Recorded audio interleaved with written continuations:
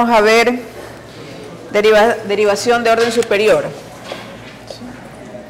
Lo que es rueda de la cadena lo vamos a seguir viendo en esta parte de derivada de orden superior y también más adelante en lo que es derivación implícita. Con eso terminaríamos básicamente lo que es la parte de las técnicas de derivación o aplicar definiciones para calcular derivadas. Las derivadas de orden superior las podemos clasificar en dos grandes grupos, ¿sí? Son las parciales iteradas y las parciales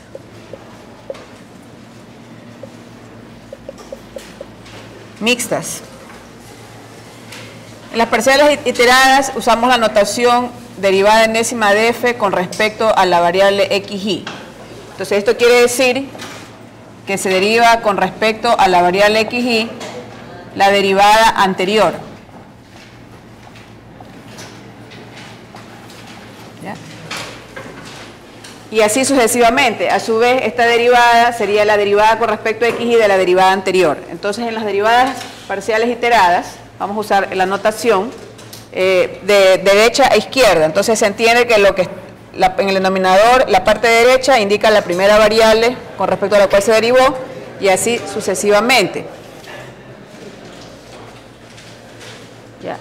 Y se denominan iteradas porque se deriva con respecto a la misma variable. En las parciales mixtas, en cambio, tenemos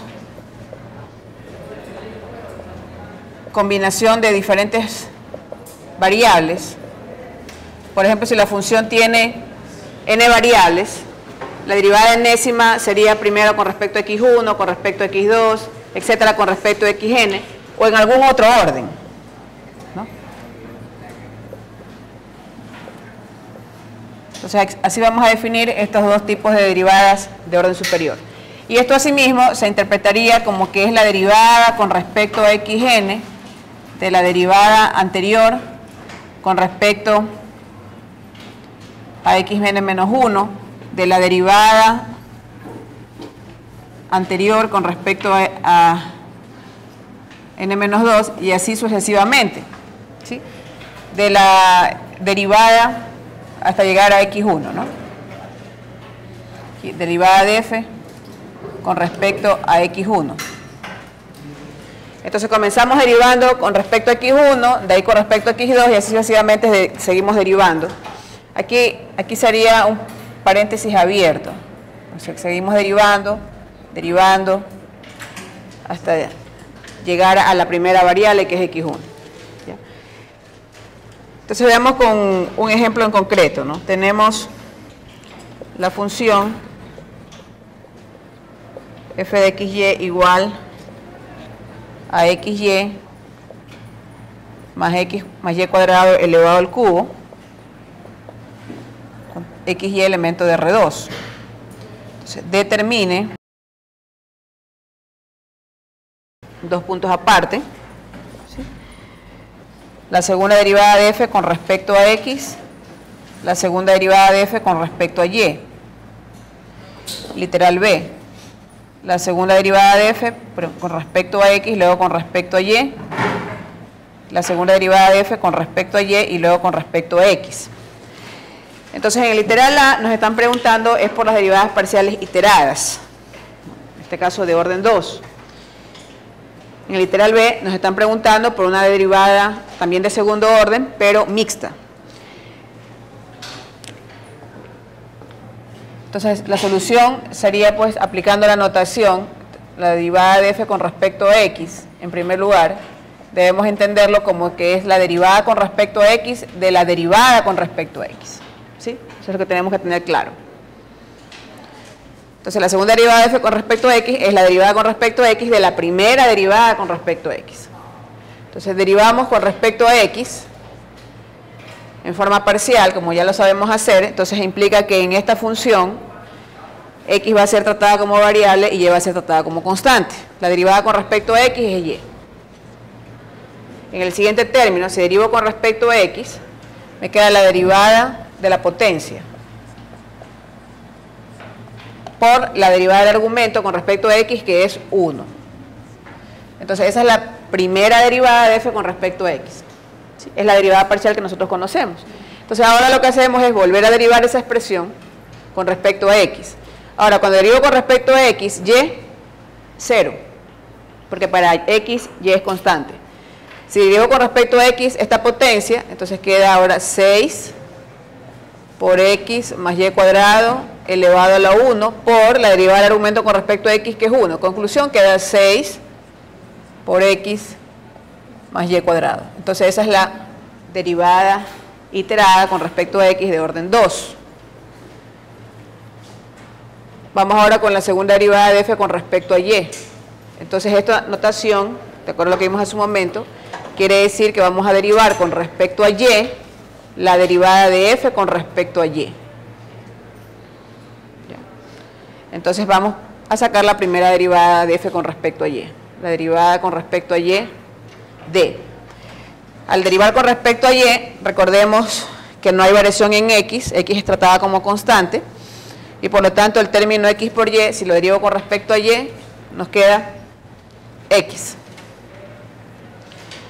El término de acá con respecto a y, al derivarlo,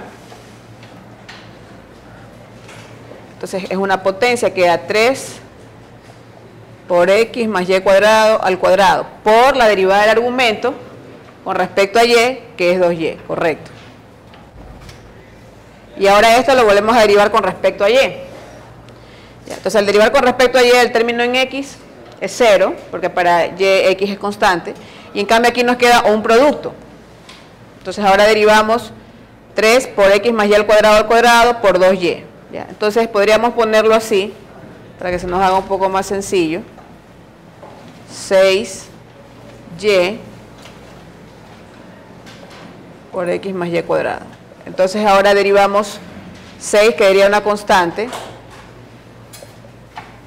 y derivamos la primera, que es 1, por la segunda, con respecto a y, más la primera, que es y, por la derivada de la segunda, que es una potencia. Entonces 2 por x más y cuadrado elevado a la 1, por la derivada del argumento con respecto a y, que es 2y. Entonces la segunda derivada de f con respecto a y nos quedaría, sacamos factor común, podemos sacar factor común x más y al cuadrado, quedaría 6 por x más y cuadrado, que multiplica a 1 más 4y cuadrado por x más y cuadrado. Entonces aquí tenemos la segunda derivada de f con respecto a y. O sea, lo que tiene que quedar claro es que no se puede derivar, ¿verdad?, una de orden superior si no se tienen las predecesoras. ¿Sí, señorita Torres?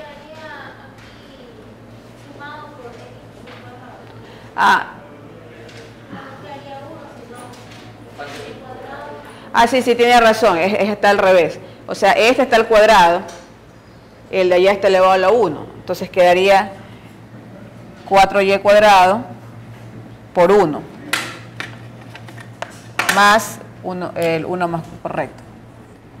Tiene razón, está al revés.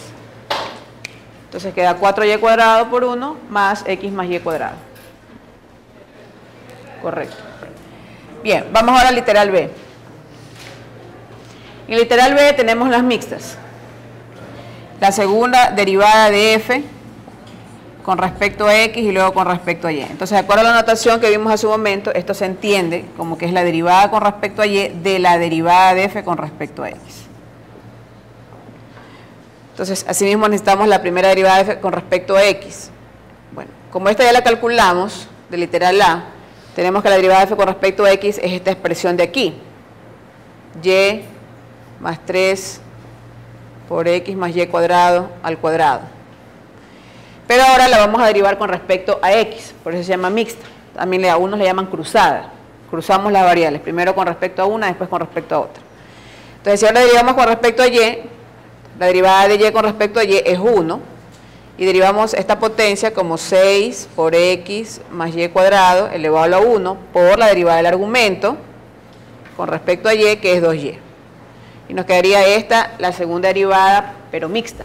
Primero con respecto a x, luego con respecto a y.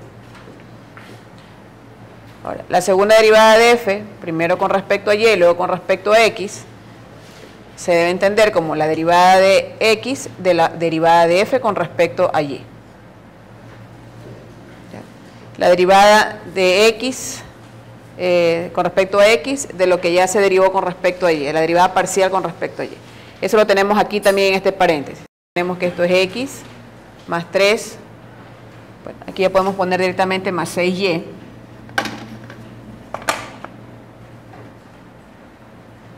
por x más y cuadrado al cuadrado. Si ahora derivamos con respecto a x, entonces la derivada de este término es 1. Y ahora derivamos esta expresión de acá. 6y es constante para x. Y solamente tengo que derivar esta potencia, que sería x más y cuadrado. Bueno, a la 1 aquí vendría un 2 por la derivada del argumento con respecto a x, que es 1. Miren que queda la misma respuesta en este caso. Las derivadas mixtas en este caso son iguales. La derivada de f, la segunda derivada de f, primero con respecto a x, luego con respecto a y, resulta ser igual a la segunda derivada de f, primero con respecto a y, luego con respecto a x. Ahora, esto que acabamos de ver no es que es una coincidencia. Hay casos en que las derivadas mixtas son iguales. ¿Ya? Vamos a ver otro ejemplo en el que solamente vamos a ilustrar lo que son las derivadas mixtas. Ejemplo 2. Calcular, vamos a poner aquí la tercera derivada, primero con respecto a x, luego con respecto a y, luego con respecto a z. Luego la tercera derivada, primero con respecto a y, luego con respecto a z, luego con respecto a x. Si f de x y z es igual a x cuadrado y por z al cubo más z por coseno de xy,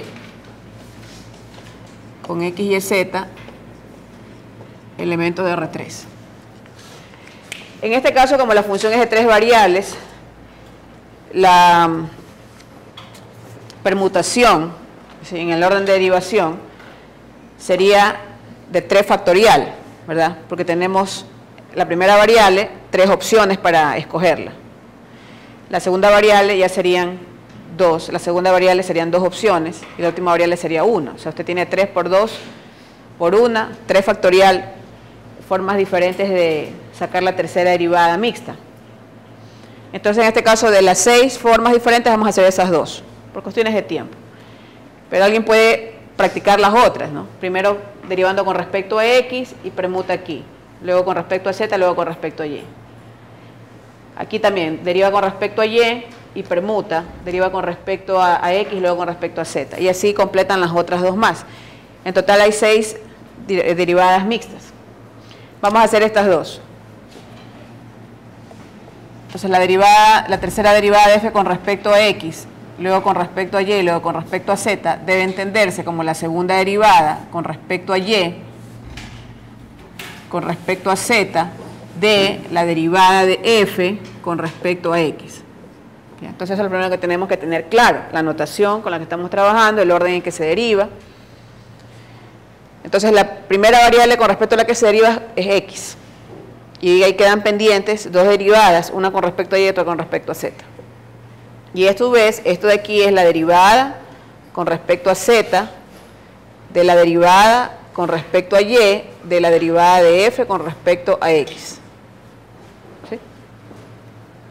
¿Estamos de acuerdo con esa notación? ¿Sí? Se entiende, ¿verdad? Entonces ahora vamos a ir derivando cada una de las etapas que tenemos aquí. Primero con respecto a x. Si derivamos con respecto a x, nos queda 2x y y por z al cubo son constantes. Entonces 2x por y por z al cubo. Y si derivo z coseno de x por y con respecto a x, z es una constante, pero la derivada del coseno es menos seno de xy, y luego por la derivada del argumento con respecto a x, que es y. Ahí cierro este paréntesis con este y luego cierro el otro paréntesis. ¿Sí?